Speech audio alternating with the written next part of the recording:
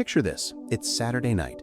You just got paid. You're sitting at the kitchen table with your phone in one hand and a calculator app open in the other, and you're staring at two numbers. Number one, your gross pay, the big, beautiful number at the top of your pay stub that makes you feel like you're finally getting somewhere. Number two, your net pay, the smaller, sadder number that actually lands in your checking account after taxes, after healthcare, after the government takes its cut before you even get a chance to say hello to it. And you've got a tithe check to write tomorrow morning. So you sit there doing this weird, quiet math in your head. Do I tithe on the big number or the small number? Is this even something I'm allowed to think about? Am I a bad Christian for asking?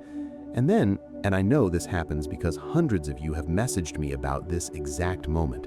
You just pick whichever number feels easier in that second, write the check, and never think about it again. If that's you, stay right here, because today I'm going to show you that this isn't some minor technicality.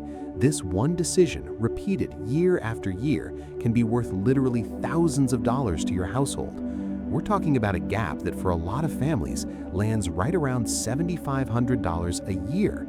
And by the end of this video, you're going to understand exactly why, the psychology behind why almost nobody talks about it honestly, and what I actually think you should do about it. My name is Coach Vantas, and I spend way too much time thinking about biblical wealth and Christian finance, like an unhealthy amount. My wife will tell you I've ruined more than one dinner conversation turning "should we tip 20% into a 15-minute sermon on stewardship math. If you're someone who's ever felt that little flutter of guilt and confusion around money and giving, if you've ever quietly wondered whether you're doing tithing wrong, you are exactly who this channel is for. Make sure to hit the subscribe button and give this video a thumbs up if this helps you out, because I promise you the people in the comments asking this exact question outnumber almost any other topic I cover. Okay, let's get into it. Here's the thing. Most of us were never actually taught how to think about this.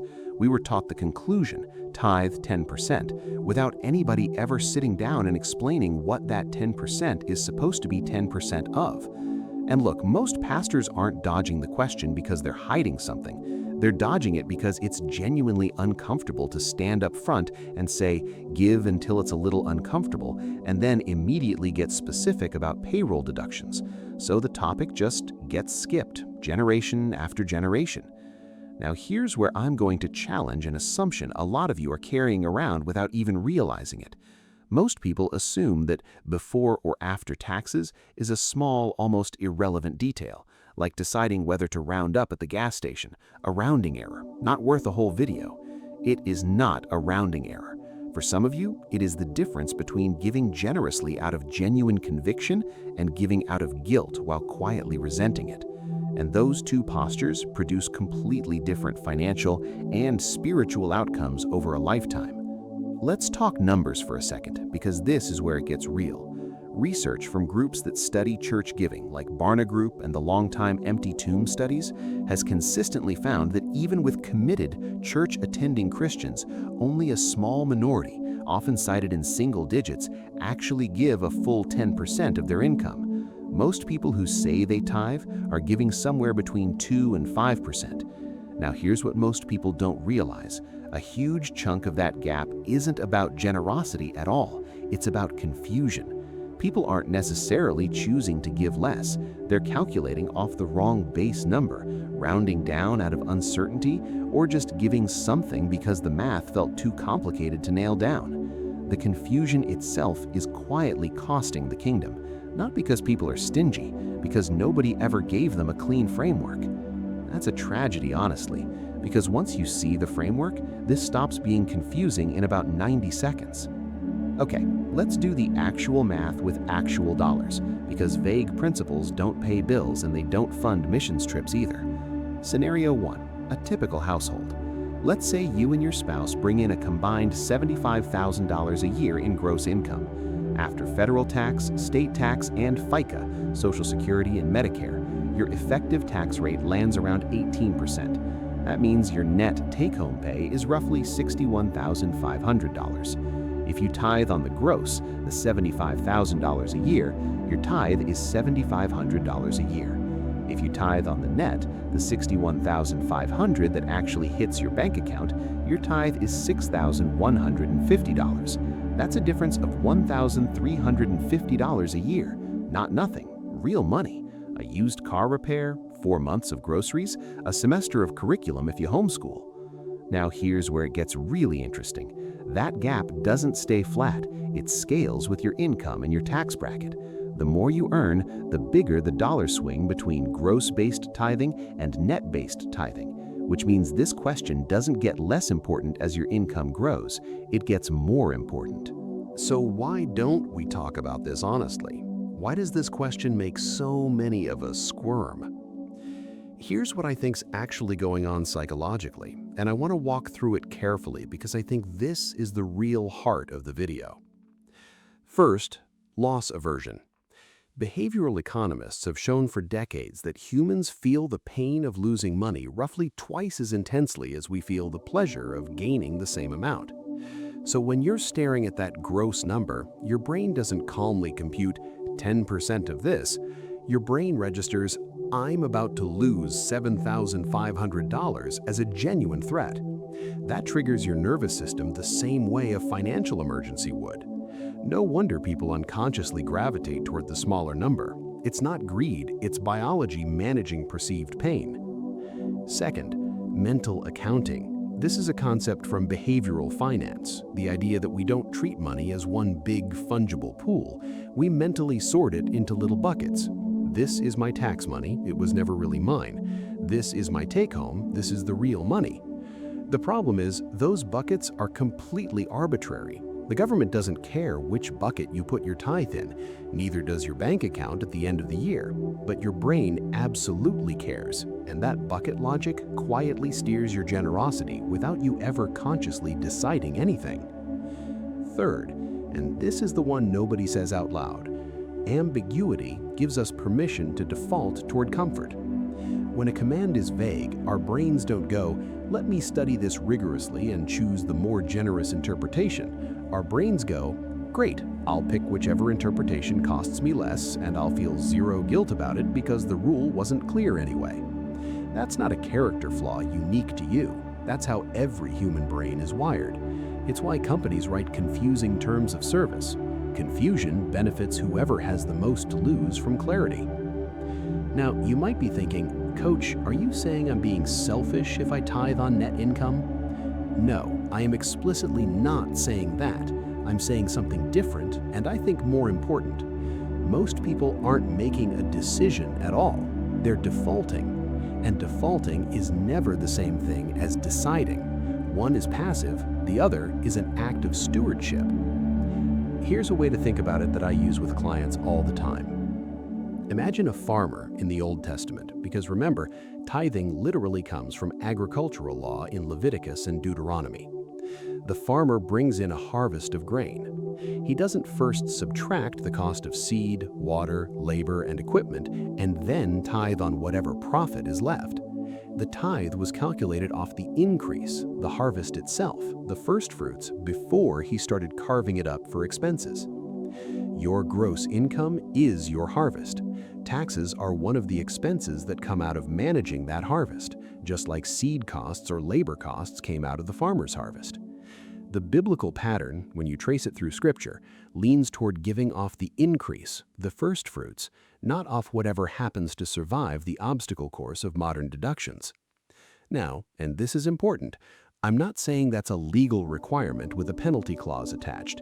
The New Testament moves us from a tax code mentality of giving into a heart and cheerfulness mentality of giving, in passages like 2 Corinthians 9. But the analogy still matters because it reframes the question from "what's the cheapest number I can defend?" to "what does generosity look like off my actual increase?"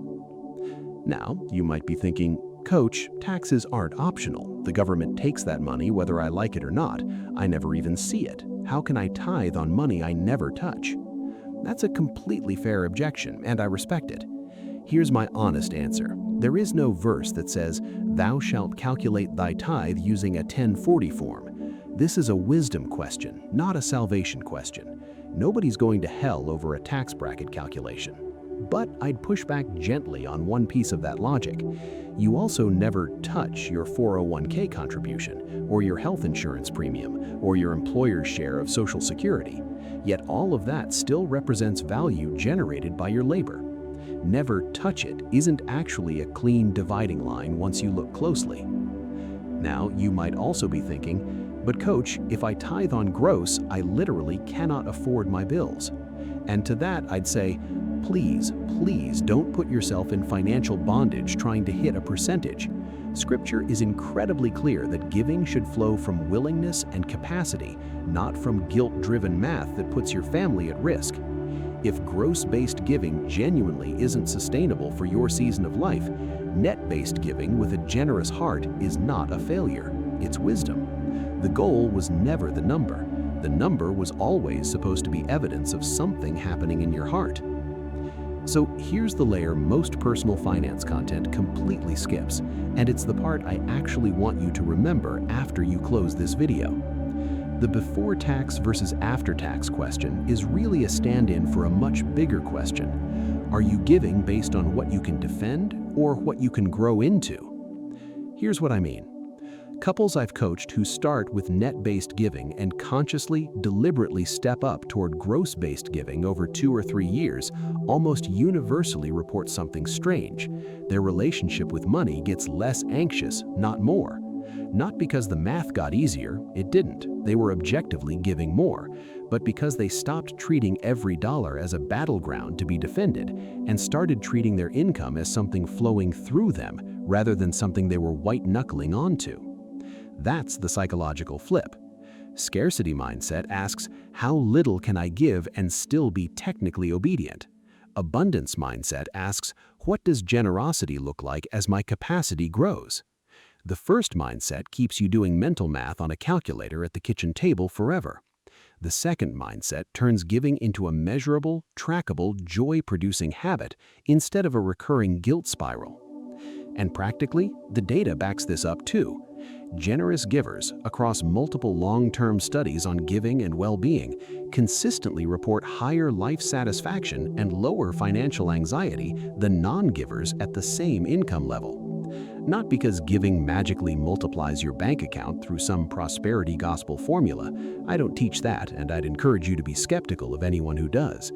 It's because the act of giving rewires your relationship with scarcity. You're proving to your own nervous system, transaction by transaction, that you trust there's more where that came from. So let's get concrete. Here's exactly what I want you to do this week. Step 1. Calculate both numbers for your household right now, today. Open your most recent pay stub, write down your gross, write down your net. Calculate 10% of each. Don't decide anything yet, just know your actual numbers instead of guessing. Step 2, have an honest conversation with your spouse, or with yourself if you're single, about which number reflects an act of obedience versus an act of avoidance. Not what feels easiest, what feels honest in front of God. Step 3, if gross-based giving feels out of reach right now, don't quit, build a bridge. Pick a percentage between your current giving and full gross-based tithing and commit to stepping it up by even 1 percentage point every 6 months. That's how you grow capacity instead of forcing a number you can't sustain. Step 4, automate it. Set your giving as the very first transaction out of your account on payday, before bills, before discretionary spending. This matters because of something called the fresh start effect in behavioral psychology. The start of any income cycle is when people have the most willpower and the least resentment. Don't leave your giving decision to Saturday night kitchen table math when your willpower is depleted from a long week. Step 5, track it for 1 full year. Most people who feel anxious about giving have never actually looked at the annual total.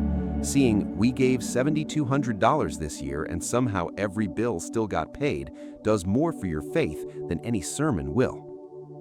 I want to leave you with a quick story. A couple I coached a while back, I'll call them Mark and Renee, came to me genuinely stressed about this exact issue. Renee wanted to tithe on gross. Mark felt like that wasn't realistic with their mortgage. They were stuck and honestly a little resentful of each other over a spreadsheet disagreement. We didn't solve it in one conversation. We built a bridge, moved from 6% of net to 8% of net to 10% of net, and 18 months later to 10% of gross. By the time they got there, it didn't feel like a sacrifice anymore. It felt like the natural next step in a habit they'd already built. The dollar amount had grown the whole time, but their anxiety about it had shrunk. Here's the truth I want you to walk away with. The before or after taxes question was never really about taxes. It's a mirror. It shows you, in plain dollar terms, whether your giving is currently led by fear or led by trust. And that number, whether it's $1,350 a year or $7,500 a year or some other figure entirely unique to your household, is simply the price tag on the gap between those two postures. You don't have to close that gap overnight, but you do have to stop pretending the gap doesn't exist. If this video gave you some clarity, hit subscribe, drop a thumbs up, and tell me in the comments which number you've been calculating off of, gross or net, and whether this changed how you're thinking about it. I read every single one. Until next time, give wisely, give willingly, and let's go build some real biblical wealth together.